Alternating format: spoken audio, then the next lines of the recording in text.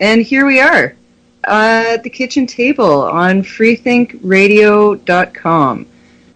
Thank you very much for everyone who's tuning in. We might have a little bit of soothing rain noises in the background this evening, which can't be helped. And my apologies if we also have some noises from my neighbor using his power tools, which unfortunately also can't be helped. But in any case, here we are, and I'm very happy to have Alex Van Hamme from Freebird Media with me tonight, back at the kitchen table. Thank you, Alex. Great to be back. Thanks for inviting me for a second interview. Yeah, well, I was actually really excited to have you on for a second interview because so much has happened with the things we talked about going on a year ago now that I was really looking forward to this conversation in particular. There's a lot of turbulence going on at this exact moment, so it's a good time to talk, I guess. Yeah, you could definitely say that. But, so Alex was actually, if anyone wants to check it out, we had a chat you can find on the Freethink Radio YouTube site about a year ago. It's on the kitchen table playlist there. So I guess, to start it off, there's a lot to go through, but, just to kind of start on an easier note, if you could just maybe give everyone like an update what you've been doing with Freebird Media the last year, how things are going, any changes, any news, developments? Yeah, we've been slowly growing for a while, and then we've kind of lately just I've been busy with work and outside of Freebird and stuff, so the channel we haven't been putting that much content out, and we just picked it up again very recently. But we put out a couple articles this week, and but over the last couple of years, it's been I think at least a year since I spoke to you last, and since then we grew a lot, probably at least doubled. We passed 5K subscribers, so we're doing okay. We're not huge, but we have a decent following, and congrats, that's excellent. Thank you. I like to think that we have a quality audience. It's not huge, but a lot of good, intelligent people follow the stuff. We've sort of had ups and downs, and sometimes there have been periods where we've lost a lot of followers because of something controversial that we've taken a stand on. But the people that have stuck by us at this point are the ones that really care about free speech and will hear out both sides of an argument. So it's a quality audience in that sense. That's important. That makes your job a lot easier.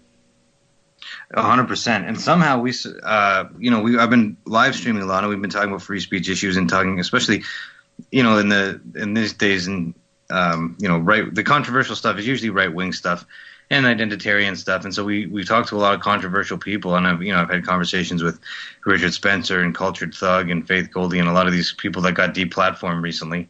But Freebird is still doing well, I think, because we are pretty principled on free speech, I guess. And so, everyone seems to be getting taken down right now, but we're still surviving at the moment, so I'm happy. Yeah, that must be kind of like a precarious feeling, though, because you have had so many guests that have been deplatformed, and then especially that was a good segue into one of the other first things I wanted to ask you about is if you were affected at all in this latest YouTube blacklisting / adpocalypse. Somehow, no. And all right, I'm knocking on wood for you. Here's what's even more interesting about everything. After all of the spiciest interviews I did with controversial figures on the right are like for Richard Spencer, for example, or Cultured Thug, some others. They were demonetized right out the gate by the YouTube algorithm, I guess. However, I requested a manual review, which took months to come around. But after manual review, all of those videos were remonetized. So I don't understand how any of this works or why, but we're still up and running now. And not only that, but they manually reviewed my interviews with Richard Spencer and Cultured Thug and Ricardo Duchesne and James Sears and monetized them all. So really? I don't know. Yeah, I have no idea what's going on. Yeah, it's really hard to tell, especially in this latest kind of purge, because it seems like there's no rhyme or reason to a lot of it. Like, it definitely wasn't only right-wing or fringe content that was affected. So you wonder if it's just kind of like a terrible algorithm that just runs rampant. And then if people actually take the time to do the manual review, there's a good chance that they could be reinstated maybe. And it's a lot of panic when it first happens. But I guess time will tell more on that. Yeah, I guess we'll just have to wait and see. I don't know if you heard about this today, but today Black Pigeon Speaks was channel, which had no formal strikes against it, was completely deleted. Yeah, yeah, I saw that earlier this afternoon. And I mean, on the one hand, I wasn't terribly surprised because he covers so many taboo issues. But right. On the other hand, it seems like a really... it makes it seem like YouTube just kind of picks things off at will, because even if he was taboo, he never advocated any kind of violence, any kind of harassment. As far as the technical terms of service, he was very much, I think, in accordance with all of those. Yeah, and they also they went from 0 to 10 right away. They didn't give him any warnings or strikes in between. They just... No. From that to deleted. So that sucks for him. I'm sure I think he had a lot of subscribers. I don't know how many, but it's hard to bounce back, I guess. Oh, it must be. Yeah, it was definitely in the hundreds of thousands range, and it's crazy that it went, like you said, from 0 to 100 like that. But he'd also been targeted by some mainstream outlets before as an example of a kind of extremist YouTuber. Like, I think New York Times or a similar American, maybe it's Washington something or other, but a big American outlet had kind of done like a hit piece on him a year or two ago. So he might have kind of been marked for destruction. but it's impossible to tell, right? Because there's no real explanation or warnings given. And I feel like all that does is just feed into more panic and hysteria and speculation, Yeah, for sure. So, yeah, all we can do is speculate, but who really knows? It's really, everything seems so arbitrary now, so I don't know what's going on. No. Well, but I mean, your channel has been more consistent presence on YouTube as opposed to Freethink, which mainly operates on its own website. But I mean, so you probably have a better gauge of where these things are headed. So that was another thing I wanted to ask you about, like, kind of where do you see the future of this online commentary community, political commentary community, I guess specifically, that's developed mainly on YouTube? I'm going to continue to use the channel until it gets demonetized, and then Freebird will basically just be a website-only operation unless we get donations or funding to expand it somewhere else. But basically, I'm going to use YouTube for as long as it can try to make some minor profit, and then if it gets demonetized, I'll probably keep the freebirdmedia.ca website and publish our print articles. But I have other content that I want to make as a journalist under other platforms that aren't Freebird Media. So my time would probably if we get demonetized, then it would take a long time to rebuild, and I don't really feel like going to BitChute or Minds or any alternative fringe thing like that. I would just probably Freebird over to a website and then just go with my other projects. Right. Do you think places like that have potential, though, to ever be real rivals to basically Google? Or do you think they've become already kind of too isolated and too fringe? I'm really skeptical, personally. I'm skeptical that they're going to ever become as big. Jordan Peterson's launching a new program, and I'm skeptical that that's going to ever take over. And I'm skeptical of Bitcoin, too. I just kind of stick to the mainstream stuff for as long as I can, because I am trying, at this point now, I'm getting older in life, and I actually do need to capitalize on journalism somehow. And I don't see those things materializing into marketable platforms in the near future. It would take years at a minimum. But I for some reason, I'm just skeptical that they would ever really take off on a big scale. Yeah, I have some some cynicism about their potential to grow as well. And I mean, I've checked out I haven't checked out Minds really, but I've been on Gab, which I see why it has the reputation that it's already kind of established for itself. there's I don't see a lot of diversity of content, to use the buzzword. But I made a MeWe platform for Freethink too, just to try and maybe get the word out a little bit more. And that one seems like it runs really smoothly, but it's very like underutilized. There's not a lot happening there. So yeah, it's hard to say. I mean, on the other hand, I think things could change really quickly if there is a kind of big enough scenario, but it's hard to predict stuff like that. That's the thing too. It's very hard to predict. So I'm not totally saying it's like it's not going to happen. It's just for some reason I'm deciding not to bet on it or invest in that direction. But it could go that way. It's just hard to say. Yeah. So where do you see kind of like this whole commentary scene going in general? I mean, it was kind of I think at its peak, probably around like the Trump election, I think is when you kind of saw the most activity of like, independent commentators and just like comedians, satirists, entertainment, all that kind of, but very culture and political focused kind of around that commentary element.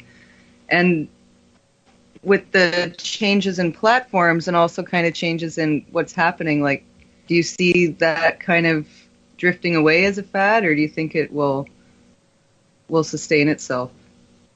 I'll be honest with you. I hope that it disappears as a fad.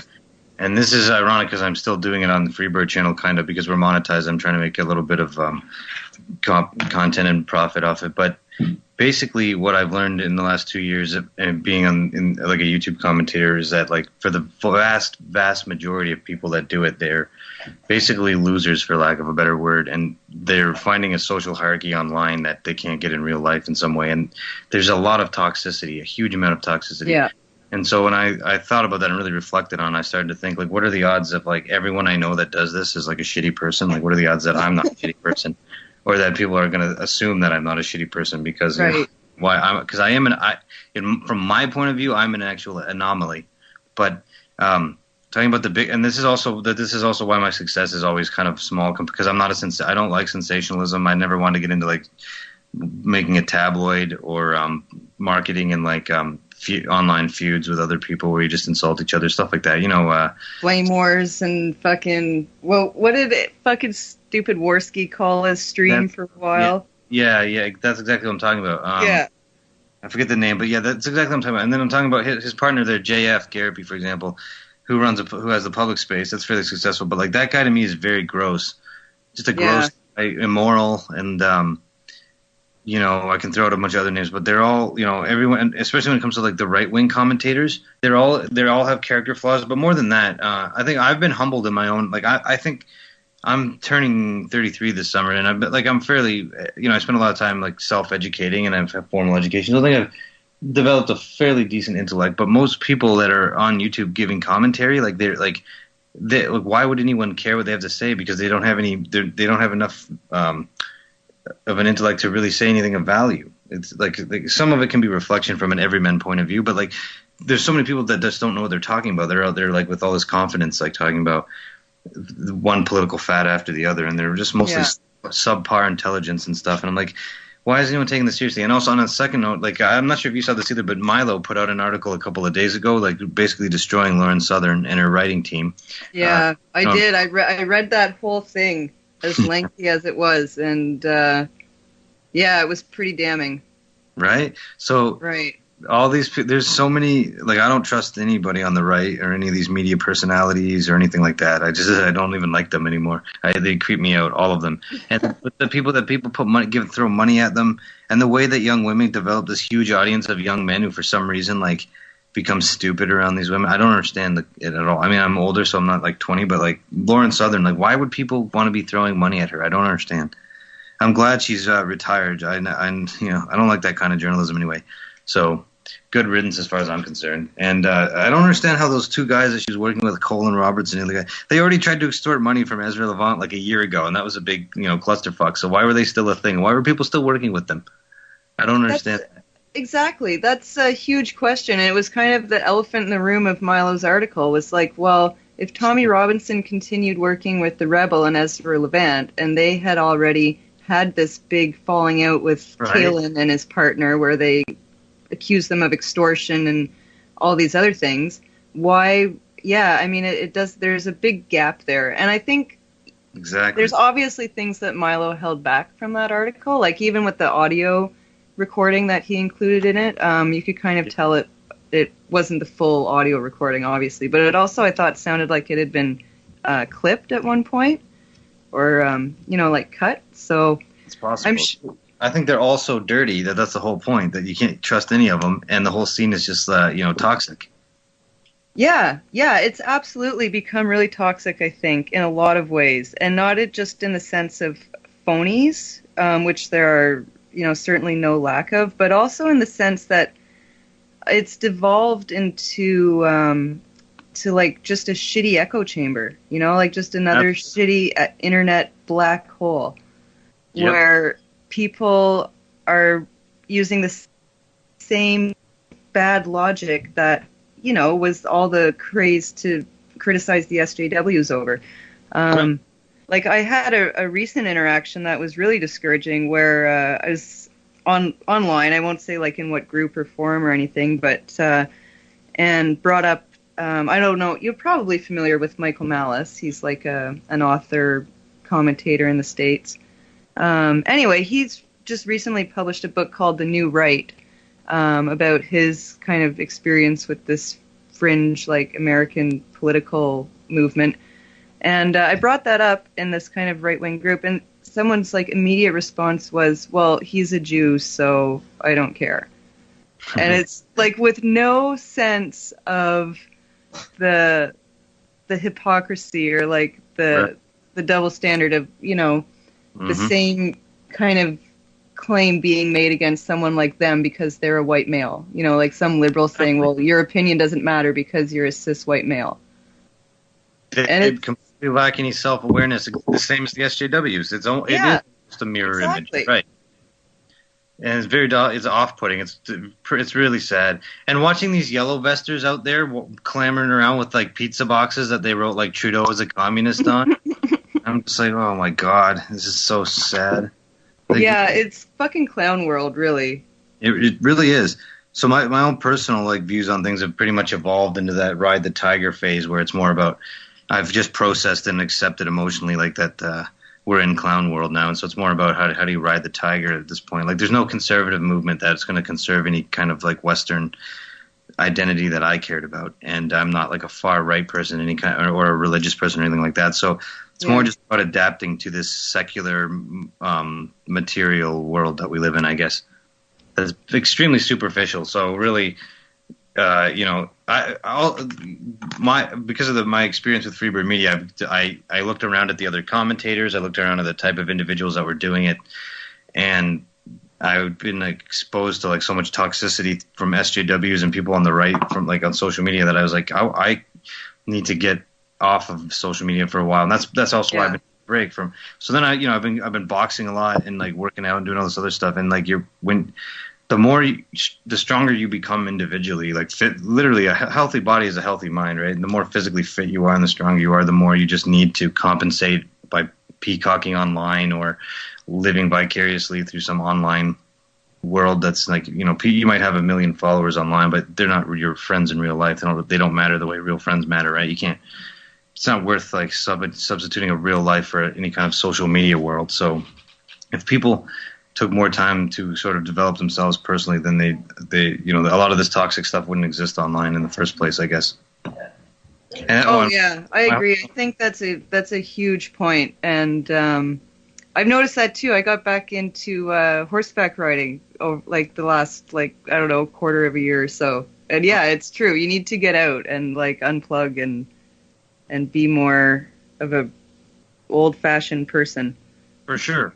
I think that literally so my whole point was like living in clown world. Like most people I think are like unhealthy, like the majority of people I think are mentally unhealthy, and that's like statistics to back this. Anxiety levels are at an all-time high, obesity is an all-time high, and I think it's because like our society and our modern world with like technology and everything is accelerating and evolving faster than our physical hardware of our body and our biology, right? So I don't think, like, it's in a weird way, I don't think it's healthy to live like entirely in a modern world, like the way people are like conditioned to think they're supposed to. Like, even like the reason that I have no anxiety problems at all, and like I'm extremely happy every day, but I also make lifestyle sacrifices so that I can focus on physical health, so which usually is results in financial sacrifices. But I'd rather have less income and be physically fit than, make $80K a year but be stressed to the nines and unhealthy or obese or something like that.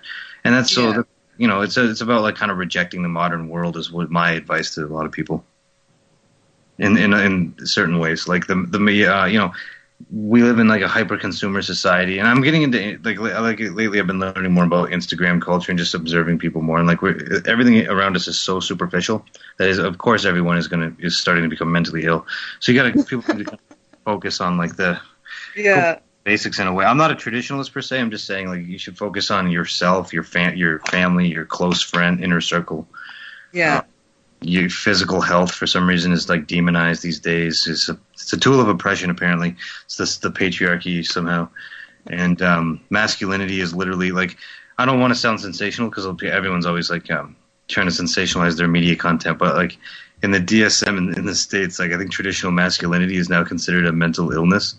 And this is all like these are all bad things, in the long run. So I like masculine. Like traditional masculinity is the antidote to toxic masculinity, right? So we should keep that alive rather than letting these progressives kind of take over and turn everyone into. Have you seen the movie WALL-E? That Pixar movie? Yes, I have. It's a great movie, but it's kind of creepy because I feel like I see people around me turning into those WALL-E humans. It's creepy. Yeah, that was an excellent movie. Actually, that was like probably the best kids movie I think I've seen like since I was a kid, probably. It's a great movie. It's like I would argue it's like it is an adult movie simultaneous kids movie. It's really good. Yeah. But all right, so there's so much there though. Like there's a few things directions I want to go from there, but all right, let's go with like the less serious direction first. So speaking of how things devolve on the internet and how being sucked into the black hole of negativity is soul-destroying. And also, speaking of someone we talked about last time we had a chat, have you kept up with Owen Benjamin at all? Oh, my God. Oh, my God. I love the channel Revenge of the Cis. Those guys Me too. They're my heroes. So I don't actually watch any of Owen Benjamin's content. I just watch their content and see Owen Benjamin's headlines and stuff.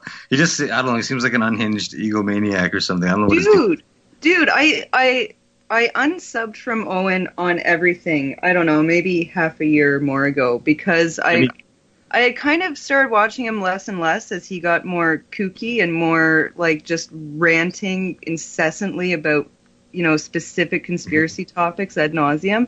Right. And then, so then I just started, like, exactly like you are, like, just keeping up with it through the headlines of, especially Revenge of the Cis, doing a great job making fun of him and taking the piss out of him. But, man, is that not an example of, like, exactly what happens to people who get sucked into just internet culture, like, 24/7? It's a great example, because it's a better example than Teddy Spaghetti, because Teddy Spaghetti. Shout out to Teddy Spaghetti. Yeah, Teddy Spaghetti's always been a loser, but Owen Benjamin was like a guy that was kind of cool, like in that like hanging out with celebrities at the comedy bar and like doing comedy and like physically like decent looking and all this stuff. But now he's like he's like living on a farm and like ranting about the moon into a webcam and stuff. And so he's really gone down. He's really gone downhill. He has, but it's in a way it's almost like it's a bit sad, but it's an insanely powerful cautionary tale, right? Because from my perspective, Owen was someone who kind of was a legitimate, I don't want to say victim, but a legitimate, casualty of like PC culture. Like he lost a lot of his former, career as a comedian and as an actor for getting involved in kind of online politics, and rightly so, I guess, felt like isolated. But then, just like became entrenched in this feedback loop where it just got like more and more intense. And now, like, he's become like the fucking Alex Jones meme, but worse than Alex Jones. Like, at least Alex Jones, I think, still has a toe in reality. Like, Owen just rants about Jews. Like, he's literally become what, like the SPLC would have you believe every YouTuber on the right is about, It's really weird and sad. And what's even sadder is the way that Teddy Spaghetti somehow is like puppet mastering him, like he's the I'm like, how is that possible? Like, and I assure you, because I've been seeing on the Revenge of the Sith, like Owen's not getting paid by Teddy Spaghetti yet, and he's still like pissed at him. Like they're not even getting, they're not even making money, and they're not paying him. Yeah, it's fucked. I don't know what's up with that Teddy Spaghetti dude, but I never really and honestly, I never watched any of Vox's content ever. I only ever really heard of him when he started doing like his anti-Jordan Peterson stuff. That's when I started watching him. I watched him for a few months. I thought he was kind of intelligent on some subjects. Then all of a sudden he started talking about how he could kick Joe Rogan's ass, and I thought, this guy was not even remotely in reality. Talking about his karate. He's a fat, bald guy, and he's sitting there being like, I have karate training from back in the day. Joe Rogan's all fluff and puff, and I'm like, what is this guy on about? He's full of shit. Yeah, it's fucking wild how, like you said, the lack of self-awareness with some of these like YouTubers gets. But that's kind of another good retrospective, is like what's become of people like Vox Day and Owen, and then on the other hand, like where Jordan Peterson is at now.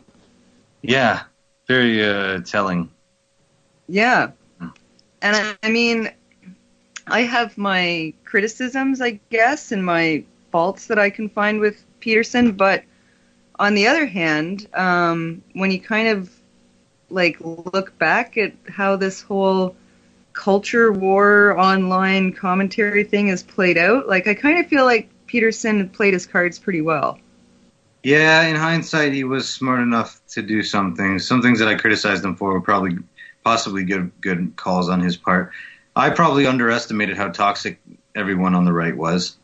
Or the new right. That Michael Malice book referenced. My friend, I was just at his place last night. And he had that. He just ordered it, and I was looking at it. I wanted to read it. It looks really interesting. It's great. I'm a few chapters in. I would highly recommend it. Yeah, I'll have to order that then, and I'll review it on my channel, I guess. The whole new right, like so much of it is bullshit, though. Like, I don't know. Like, I guess I could be lumped in with some of that because, but like even Gavin McInnes. Oh, everyone, like, I can't think of anyone I like on the right. Even, by the way, did you see JF Garapi's, that Worski takedown about his girlfriend? About, Garapi's girlfriend? Yeah. Maybe not the Worski one, but I've seen other people, put together, like, the clips and stuff showing when, like, she kind of pops in on his stream and, like, she's clearly, handicapped or disabled in some ways. Yeah. Worski's is the best because it has all of that footage. Plus, Worski somehow got a hold of all kinds of court documents from the States from JF's first relationship and why he's banned from being around young kids and why his wife had the state take his kid away and what he did with the first girl and all this stuff. He's totally fucked, in my opinion. So then you pile on the second girl who's clearly handicapped, and I consider that mental abuse, in my opinion. And he's just a disgusting person. Yeah, he's, but I mean, I think there was, I remember, like, vaguely when he got the boot from, the Drunken Peasants pod. I don't even know if it was Drunken Peasants at that point. It might have just been TJ. But I think they kind of, like, realized he wasn't really on the right level back then. So I kind of had, like, an inkling about JF. And plus, I mean, I find JF very, I find him a little too pandering to the alt-right stuff for my tastes, Yeah, I totally get that, for sure. It's true. But, yeah, and I mean, the whole, that whole thing with his current girlfriend really didn't help the potato jokes. Yeah. Just more fuel in the fucking potato cannon. Yeah, for sure. So rounding it out, you got Teddy Spaghetti, Owen Benjamin, that creepy JF, Lauren Southern and her weirdo writing team, Gavin McGinnis, Tommy Robinson. Yeah. So far, nobody that I like. Yeah. Well, Gavin. I mean, fucking Gavin is. Yeah. Like I feel like he's just too drunk to realize it, but I feel like someone in Gavin's position should have realized what was going to happen with this whole Proud Boys club. You know, like I kind of feel like you could have seen this shit. Sorry? He threw his own guys under the bus. Like he built all this up, and then he should have predicted that, and then when it happened, he just bailed on them. Yeah, like I feel like most people, excuse me, should have seen that coming like miles away. And then he really folded on all of these just kind of regular guys with nowhere near his amount of resources when it mattered. But then also I've heard some news about his lawsuit against the SPLC, which I think is good. I hope I kind of hope he decimates them, because I still think they're a harmful, dangerous institution. They are. So, I mean, I'm rooting for Gavin in his lawsuit, but, I don't know what his kind of future of being a commentator or any kind of, quote-unquote influencer is at this point. Well, why should he be? I mean, the guy created Vice Media because he's basically an opportunist who knows how to make shitty content. And, what does he have of value in here? Like, I don't know. He's not very. I think we need to find guys that are more intellectual and Gavin's whole body tells a tale of bad decisions and stupid opinions. Tons of far left crap on him and It's true. It's true. Che Guevara and all kinds of stupid tattoos painted in crap and just I don't know. We need. He's a bad personality to rally behind, I think.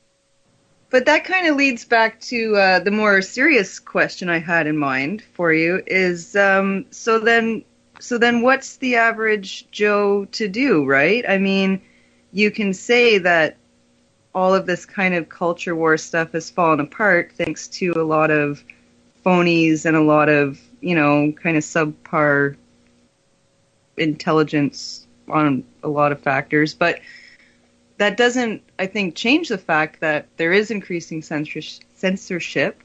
The kind of PC culture hasn't really gone anywhere. So, I mean, what do you do then? If you have no kind of outlet, or the outlet that people kind of had is falling apart, and maybe rightly so. But then what do you do on the other side?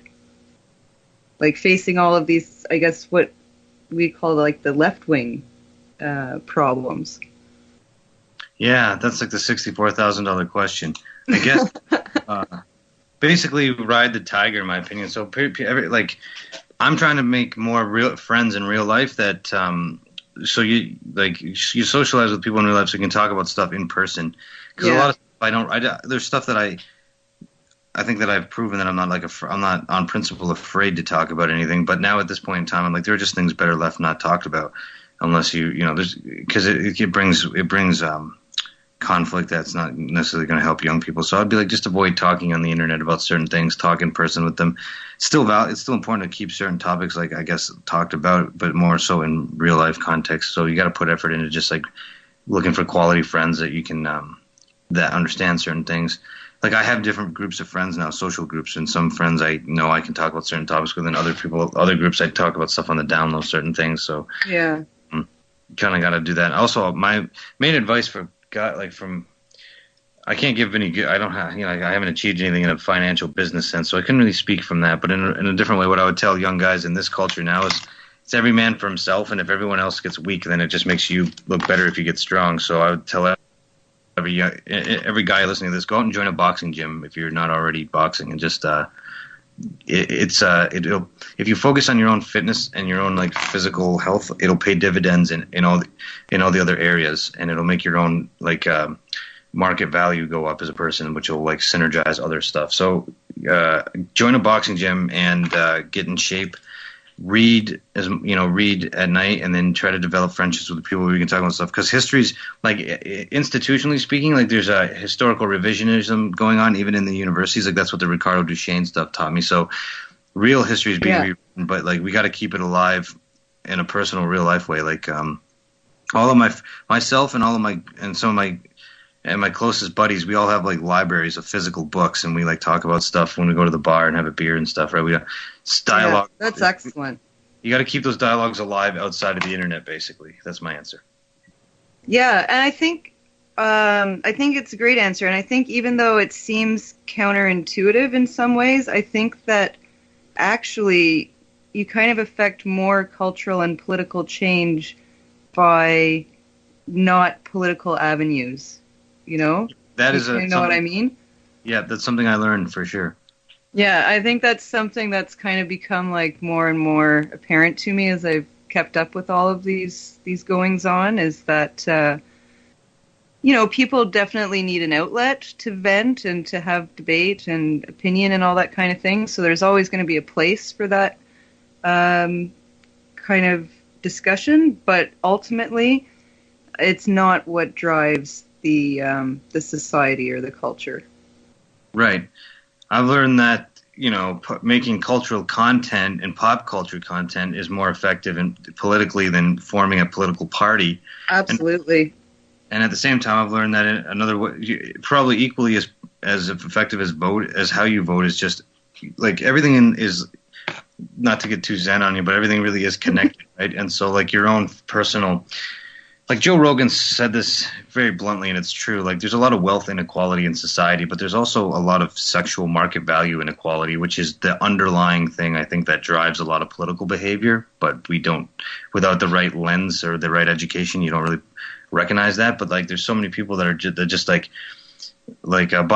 people that just can't get laid, and they're out of shape and everything else. Like the behavior that manifests from that tends to become like progressive stuff. And like if you are helpless, or if you're not independent and strong and stuff, you need to be left wing, because that's why you need some of that stuff, right? And so what I'm saying is, if you take good personal care of yourself, then like that almost makes you more politically inclined to be one way than the other. Even you don't have to be like, if you're not weak, you don't end up voting like a W. Basically. And you feel, I guess, less need to have that kind of tribal support and tribal allegiances. Exactly. It's more confidence. Yeah. It sounds like you need to have a good chat with Gad Sad. I've tried. After Faith Goldie got kicked off that platform, Serena Singh talked to me, and Orrin Amate talked to me, and one other person talked to me, but Gad Sad wouldn't, and they were urging him to. So I'd love to talk to Gad Sad, but I don't think he'll talk to me. Or at least he hasn't in the past. Yeah, well, he's the guy who stayed. I have to give him credit. He has stayed consistent, and he has stayed principled from what I've seen. But fuck, man, the ego on that guy sometimes. I cringe. Yeah, it's true. It's so cringy. I want a leader I want someone. Okay, here's the thing. Like I've talked about this other things too. Like I'm trying to build my own intellect and personality, so it's more marketable when I'm older, and I can give advice when I'm like 50 years old.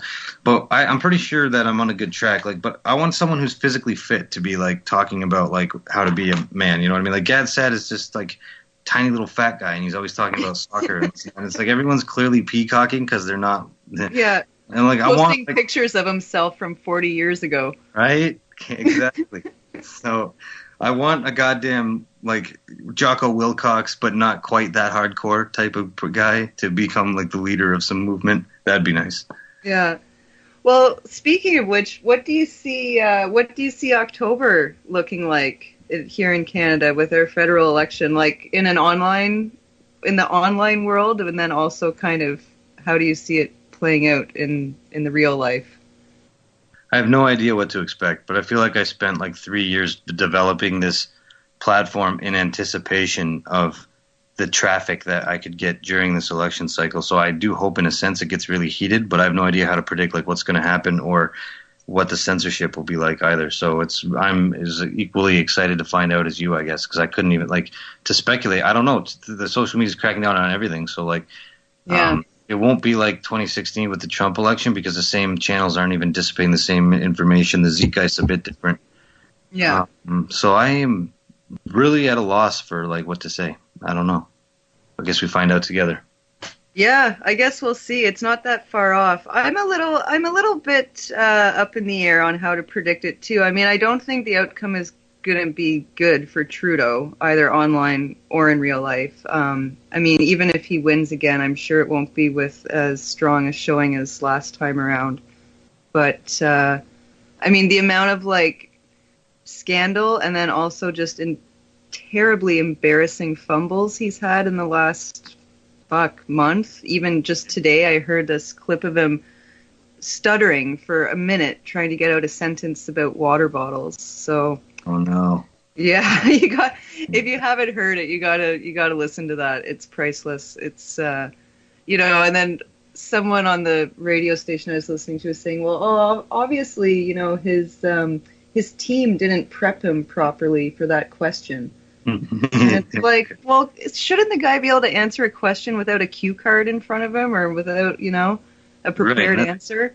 That's not exactly a super spicy question either. So no, so stupid. But I feel like the Canadian media is really kind of maybe capitalizing is not quite the right word, but really ramping up the same kind of rhetoric that happened around the Trump election in 2016 about white pride and extremism and right-wing extremism, and you know, I feel like it's really trumped up, but I feel like it could take hold, you know, and it could kind of really influence things. So we'll see, I guess. Yep. Antifa haven't changed. Like I keep going to these rallies and they're still on the same talking points and chants, the Antifa types. So but some, maybe other general left wingers will evolve. The same Antifa, they're just like a broken clock. I guess they'll be kind of the same. Yeah, you covered some of the rallies and stuff in Toronto over the last couple months. What has the kind of Antifa counter-protest scene been like? Has it toned down at all that you've noticed, or? It's become really gross on both sides. Like there used to be more students and stuff on centrists kind of on the pro free speech side, but now it's pretty much just the trash right and the far left, like acting gross with a police barrier in between them, and it's bad. It's bad in both ways. Like at the last Pegida rally I went to, there were a bunch of people like burning a Koran on this live stream and everything, and just like no sense of optics at all for themselves, and I felt bad for them. Just felt bad for them. Yeah. There is a certain point where you kind of like the cringe triggers a sense of pity, and you feel sad. I don't know where it really sucks though, because the anti-hate network does target a lot of people, and I guess they've scared away everyone that has anything to lose, which part of me understands. By the way, though, I got to do a live stream on this soon because there's some spicy tweets coming out on Twitter from people at the Anti-Hate Network accusing each other of, bad things. I'm trying to find it here. I posted something on Facebook about it, but I'm really hoping something takes them down because they really are like smear artists over there at that thing. Anti-Hate makes a lot of people's life difficult for no reason. Yeah, they're basically like another SPLC. Yeah, I think they might even get like direct funding from them. I'm not sure. Yeah, it's all very incestuous with these groups and their funding and their advocacy strategies and everything.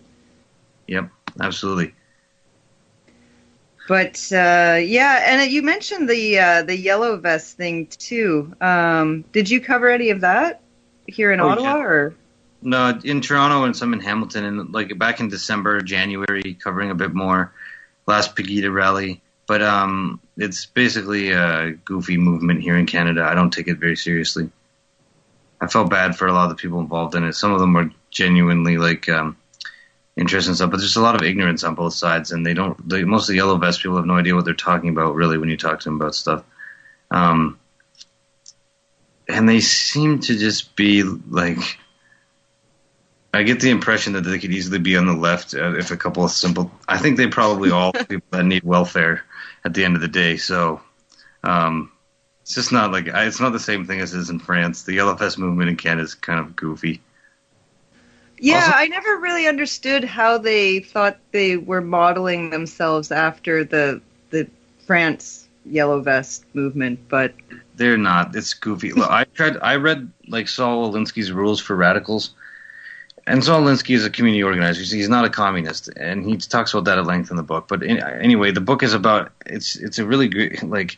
Whether or not you like Saul Alinsky is irrelevant to the point that book is a good manual for how to achieve things in a democratic society, because that's what and we're in a democratic society, right? Which means like if you organize properly, you can get certain goals. So these yellow vesters, they're like stubborn, and they think that Saul Alinsky's a communist, I guess, so they don't want to read anything, and so they basically are just people that are gathering together to bitch about things at rallies, but they have no actual plans or goals for like achieving anything. And so they have this Facebook group where they had like 90,000 people in it just bitching about like stupid stuff all day long. So they pooled themselves into one place basically so that all these other left-wing activists can just screenshot them all day and like fish in a barrel. But then at the same time, they don't want to like I like to be well-rounded, so I'm trying to study left-wing tactics, right-wing tactics, all kinds of stuff. It's just more tools in the toolbox, right? So Alinsky wrote this book that tells you how to organize as groups and then like force or put pressure on like different, groups to get something. So like I covered this thing called United We Roll protest that this guy Carl Edward Fury and some other guys very like organized. And at the end of the day, I'm interviewing them, and I'm trying to they raised all this money and they were going to get this big truck convoy and book it down to Parliament. But I was talking to him like, so what do you hope to achieve when you get there? You know what I mean? Like, and he's like, we want to show them, like, we want to show the politicians that we will not be silenced and all this. And I'm like, that's great. So you're going to go there and you're going to like symbolically like show them like you're there to make a ruckus. But like, what are you going to like do? Like, like you have a goal, like you have to go there with like something that you're forcing politicians to concede on. And if they don't, you're going to block the roads with your trucks or something. And like you have a goal. And then when you get that concession, like it's a game, right? And there's tactics to be used to achieve things. These people had absolutely no plan whatsoever. Even it's just about getting together like a parade and pitching and like and raising a lot of money that there was some like sketchiness about. Exactly, that's my whole point. I'm like, people are throwing money at people and it's always sketchy. And then like all these other content creators that are making good content, no one wants to fund them, but like people will just throw money at these goofy United We Roll type things. And so it's just like I kind of stopped I stopped feeling sympathy for these yellow vesters because they're stupid in my opinion. Yeah, they're not very coherent from what I've seen either. And but we're kind of getting close to an hour, and it's like flown by. So it's been awesome, thank you. But one thing I was thinking about before we kind of get to wrapping it up was, did you see the debate between Peterson and Zizek? Unfortunately, no. Everybody did. I know it was really popular, but I've been so busy and focused on certain things that I haven't actually got around to watching that yet. Yeah, no worries. It is worth the watch. I quite like Zizek, even if he's, I can understand why people can find him hard to sit through with the twitches and whatnot. But I actually find him pretty fun to listen to and a pretty original thinker. But he made a point during the debate that I wanted to get your opinion on as someone who's covered a lot of these, like the Pegida rallies and seeing the Antifa counter protests and all this kind of thing. So the point Zizek made was that from his perspective in the right wing, even if all of these right-wing talking points were absolutely true, especially surrounding immigration, say like the problems with multiculturalism, the problems with mass immigration, forced diversity, all of these things, even if all of the detractors were 100% correct, he said there's still a kind of pathology that underlies their objection to it. That despite maybe their correctness, there's still an underlying like bad intent there, or a kind of maybe xenophobia, you'd say. I can't remember his exact words, sorry. But he was saying, so even if these things are legitimate in some ways, people should still be cautious and wary about their supporters because of what he sees as this underlying psychology to it all. So I was curious if that's something you would agree with, or if that's something you've observed at all. Yeah, absolutely. I think that's a great question. I'm really glad you asked me that. That's probably something really, yeah, I think that is probably true. And if I had a time machine and I could go back and talk to myself 2 years ago, I've helped myself understand that quicker, because I think through, like, I've had more, when left-wing people say that, they're already biased to something, they're just looking to smear people. But I have spent like, time with people that have even befriended a lot of people on the far right. And like, I myself consider myself more of a neutral truth seeker person, and I like to view things more through an objective kind of psychological lens. And I've had lots of conversations, and I think that is actually true. Like, so a good way, what I would explain to my younger self is like, okay, these people are right about a lot of these issues that you're talking about objectively. Their arguments are sort of objectively true, but it is also true that they're being driven by a pathology, which is a sort of essentially a bit malicious. Yeah. So like, I guess I sort of intuitively have known that, but that's a point that should be made. Definitely should be made. Yeah, well, and I think it would be a good direction to turn more of these conversations into, because then the real issue is, well, how do you navigate the legitimate problems while also not playing into, any kind of mean-spirited or malicious kind of background noise, I mean, and that's, I think, really where productive solutions might come from more. But I think you're 100% right on that. Like, even in my Freebird media, like, I have a lot of regular commentators and stuff, and like, people challenge me on a lot of stuff because there's a lot of right-wing people there. But overall, I still am I'm still, at the end of the day, like, I have a reputation for being sort of a right-wing person because of the Freebird media stuff, but really I am not, it doesn't really categorically fit. Like, I am for freedom of speech. I am basically liberal policies. I just have tried to look for honest media reporting and common sense border control and immigration policies. But really, I am more of a left winger than a right winger, probably. And so well, that was something in one of your recent live streams that I was listening to before we talked here that really resonated with me. Was you're talking about kind of like being politically isolated, because there is so much tribalism where it's like, well, if you are, against this one right-wing policy, then you're out. Or if you're against this one progressive policy, then you're a Nazi. And it's like, as someone who holds a lot of different values and political ideas that kind of come from all over the place and aren't necessarily consistent with either of those camps, you start to feel like just, I don't know, like fuck all of you people suck. Like, exactly. Where do you go? That's what happened to me, right? So it's like, I don't want to sound apathetic or like I'm not, but I try to be responsible for the system, but that is basically where I have arrived at. So it's, I don't know, like, the question now, it's like figuring out how to, ride the tiger. The expression is like, how do you navigate clown world? Because I don't believe that, I don't believe that there's no real conservative movement, and Canadians in general don't have the ability or knowledge how to politically properly organize to achieve things. So basically, the status quo is not going away, and nationalism isn't really coming back or anything like that. So we need to accept the state of affairs, and then not throw the baby out with the bathwater, though, because there's all these people that want to actually turn into Nazis, right? Because they're secretly looking to just because they are bigots at the end of the day. So you gotta basically form good you gotta try to associate, use your freedom of association to make good quality friends, I guess. And so like you said it perfectly. It's a really, especially for males, it's a confidence thing. That's why I'm trying to really hype the physical fitness, because if you get the more personal confidence you have, the better your social life will be, and basically keep you away from all these political rabbit holes. Yeah. That's people in. Yeah, don't turn out like Owen Benjamin, kids. Exactly. I feel bad. Like, that actually does. Like, I want to make fun of Teddy Spaghetti, but I just kind of feel bad for Owen Benjamin. Yeah.